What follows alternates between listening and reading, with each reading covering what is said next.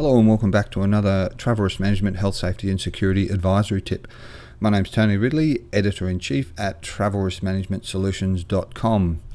Business class and economy, or coach, is a constant debate within organisations. Are they better? Are they worse? What are the benefits?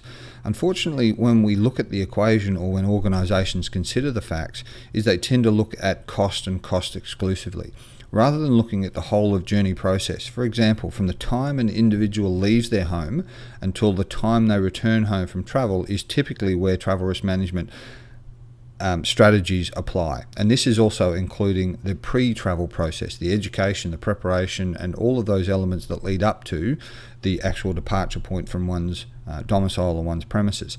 However, when the consideration for business travel is applied, it's in black and white statistical to say, well, this is the cost of an economy fare and this is the cost of a business class fare. So when this applies to international, this is further amplified in the terms of reference for both the individual as well as the organisation, because there's other factors at play. First of all, it's the revenue to be generated from the travel itself. Even if it's internal, you could have one person travelling who's training 10 new people in a particular process that will make the company more business. Where is that taken into consideration? The other aspect that is significantly overlooked is the efficiency of travel and the productivity associated to a higher class, whether it be business class, but a higher class of travel. What this means is in terms of the departure times. So, for example, if someone's traveling coach, the security mechanisms, the check-ins and the processes typically take significantly longer than that of business, because they're not treated on a preferential basis, and there's a whole host of other crowd issues that they need to deal with. So you've lost productivity. They need to get to the airports earlier, they're lining up longer, and there's no areas for them to continue or do particular work. So you've lost productivity there. Then even in boarding, in terms of up to and including the point of embarking an aircraft, again, there's preferential treatments and processes for VIPs, business class and so on, and certain memberships, whereas there's not afforded to coach. Then there's the seating aspects. Increasingly, as airlines change the performance of their cabins, their seating arrangements, the in-flight entertainment, the meals, the opportunity to rest, the exposure to everybody else who may or may not have cough, colds, and a whole host of other viral issues.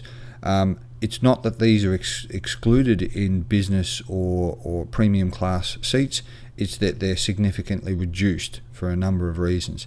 And again, it comes down to productivity.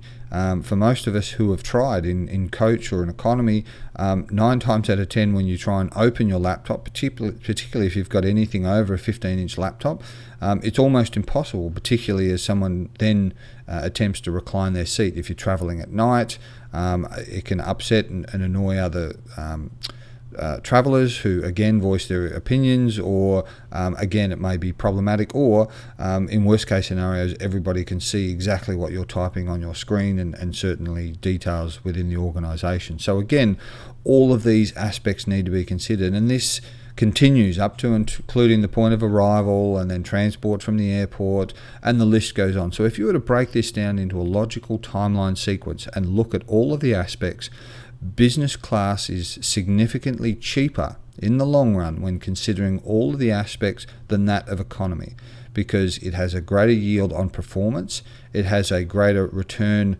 on or immediacy of access to the utility of an asset, that being the business traveller. It means they can fly overnight and arrive and go straight to meetings potentially, as opposed to when you fly in economy, that's highly unlikely, and you may lose a day or half a day just with acclimation or just jet lag, fatigue, or the fact that you just didn't sleep on the plane.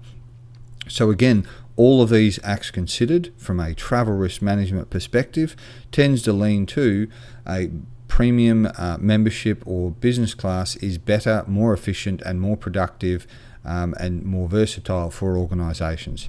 However, when was the last time you heard that from your own corporate organisation? So once again, thanks very much for joining us for another Travel Risk Management, Health, Safety and Security Advisory Tip. For more information and videos on this subject, please visit the website at www.travelriskmanagementsolutions.com. Do you travel for business? Your health and safety is at risk. At Travel Risk Management Solutions, we help you reduce the risk of business travel. Get information and support for your company's social and legal objectives of reducing, managing, or eliminating business travel risks. We provide online business hazard identification information, location-specific business travel information, manager's guides, tools and checklists, training resources, and consulting. We ensure that business leaders and travel managers make informed decisions. Remove fear, uncertainty, and doubt. Ensure your workplace health and safety includes business travel today. Get your tips from www.travelriskmanagementsolutions.com.